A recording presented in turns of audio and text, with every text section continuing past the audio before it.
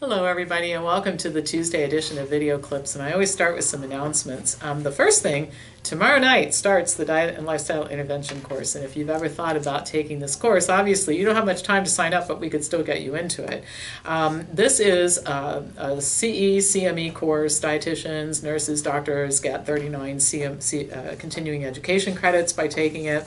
It's live via teleconference. You have an opportunity to ask questions and enjoy class discussion. And it covers a huge amount of topics like how to read research and cancer, autoimmune disease, musculoskeletal diseases, vaccinations, men's health, women's health, children's health. I mean, it's really a broad class in terms of content, and highly advised that you take it if you haven't taken it. The people who graduated from it really are glad that they did. And then we have some great certification courses. I just started teaching sports nutrition last night, and dietary supplements will be later in the semester. So we have a lot of topics that you might have some interest in knowing more about. So send me an email, pampopper@msn.com, and we can talk about it. If you're interested in weight loss, we can talk about that too. We have a very aggressive weight loss program. When I say aggressive, what I mean by that is a big focus on behavior modification and changing thinking patterns. That's really what it's all about. I mean, you guys probably already know this if you've carried weight for a long time. You don't need another discussion about plant-based nutrition and calorie dilute foods, and you probably are rolling your eyes even while I'm saying it. Like, I already know that stuff. I don't need to focus on it. You're right about that. Having said that, the thing that everybody needs help with is learning how to think differently and change very entrenched patterns. I mean, think about it this way. If you eat 3 or 4 or 5 times a day, 6 times a day, thousands, tens of thousands of eating episodes have caused you to think about food in a particular way and to behave in a particular way. Not easy to change that, but we have a program that can help you do it. It's work, it's hard work, it's not cheap, I'll tell you that too, because we think that people should really think through making a decision to do this. So anyway, enough about all that. Let's get to some content. I have some fun stuff to talk about today. Sometimes in these sessions we talk about a lot of what's wrong, but let's talk about things that are right. All right, so kids eating better, right? What could be wrong with that? Everybody knows kids would be better off if they ate more vegetables, but the question is always, how do you get them to do it? And this is particularly an issue if we're talking about kids who've grown up eating what I call kid food. I first looked at this concept of kid food when I was reading the book First Bite by Bee Wilson. She's a UK journalist who writes about food, and great book, by the way. I learned a lot of things from her, but she talked about in westernized countries, kids actually have kid food. It's different from the food that adults eat, and it's just sort of an assumption in our society that kids should eat kid food. If you live in other places like Okinawa, there's no kid food, there's just food, and that's the way it should be. Well, anyway, one thing we do know about small children is that repeated exposure to a food often results in trying and liking the new food. One major impediment to healthier diets for kids is that a lot of parents don't know this, and so they'll determine that their kids don't like a particular food or dish after presenting it just a few times, while it takes multiple exposures, like maybe a couple dozen times, for kids to become receptive to trying something new. Well, a recent research study involved 252-year-olds in a child care setting. The children in the intervention arm were regularly exposed to 3 vegetables that you don't normally associate with kid food. And those were pumpkin, zucchini, and white radish. So they took something sweet, something neutral, and something bitter. The kids were given one of these vegetables per day over a 5-month period of time. They blanched the pumpkin and served it as a cracker spread. The zucchini was included in soup, and the white radish was thinly sliced and served with a cracker raw. The researchers made sure that the preparation and spices didn't hide the real flavor, and the radishes were always raw. The control group was assigned to eat a regular diet with no daily presentation of these foods. So what they did was the kids, all of the kids, were offered the foods before the intervention began and then after the 5-month period. So here's what happened. At the end of the study period, pumpkin intake increased by 88% for the kids in the intervention group, no increase in the likability of pumpkin in the control group.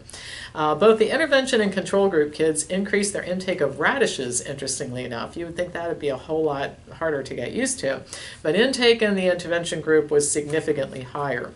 There was no increase in intake of zucchini in either group, and the researchers hypothesized that it might have been due to the neutral taste, which wasn't distinct enough to have had what the researchers were calling a repeated exposure effect. And I have found in real life, not outside of this type of research, people like zucchini, but usually when it's made into something. Most people don't just like plain zucchini. In conclusion, the researchers said, repeated exposure to unfamiliar vegetable tastes over a longer period of time in the daily routine of a child care setting can be effective in improving both children's willingness to taste and their intake of these vegetables. They also noted that doing this in a daycare setting away from parental stress in the household might have been responsible for the good outcome as well. Another study showed a similar result when breastfed babies were being introduced to solid foods. Just before solid foods were started, mothers were randomized to an intervention group or control group. Infants in the intervention group were given 12 daily exposures to a vegetable puree added to breast milk on days 1 through 12, and then 2 daily exposures of vegetable puree added to rice for another 12 days.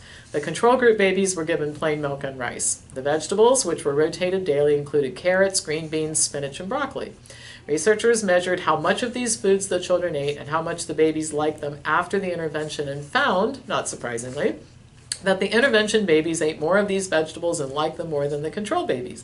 Intervention mothers said that they liked the systematic approach to food introduction, and I think that's part of the problem. I alluded to it when covering the other study that I talked about before, that parents just don't know what to do.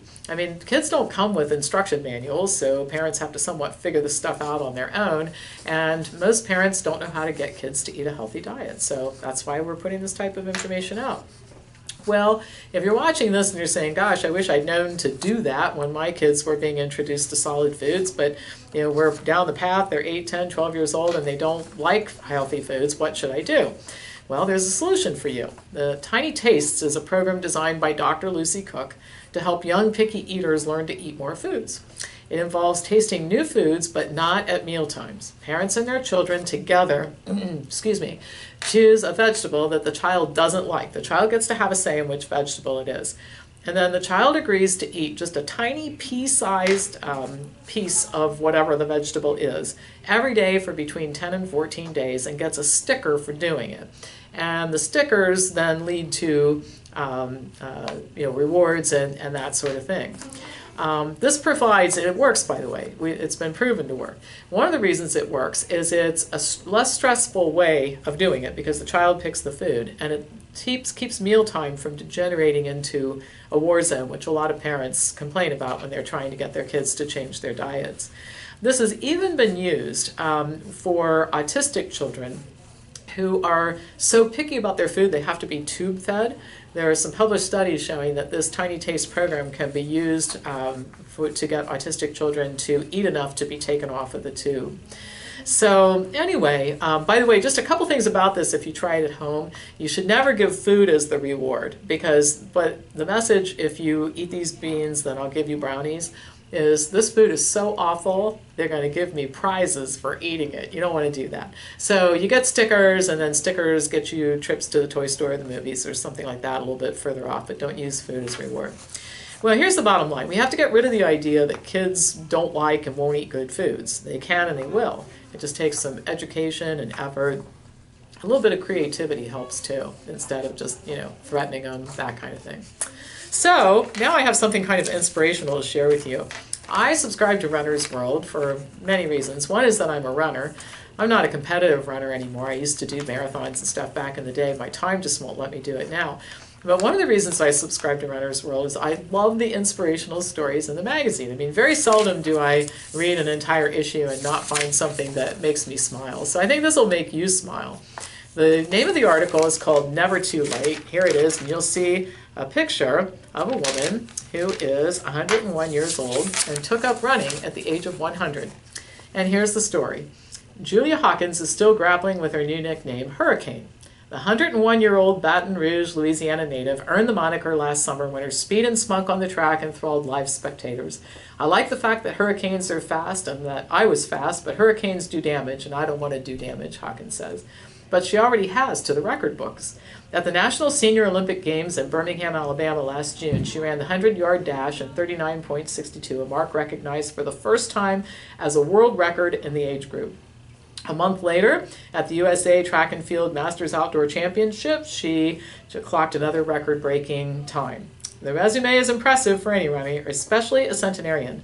But Hawkins doesn't draw on extensive experience during races. She started running only a year ago at age 100. And here's what she said about this. She said, "I knew I could run because I'm always in the yard working, and when the phone rings, I go running inside to answer it," says Hawkins. So then she goes on and talks about how she makes her running program work.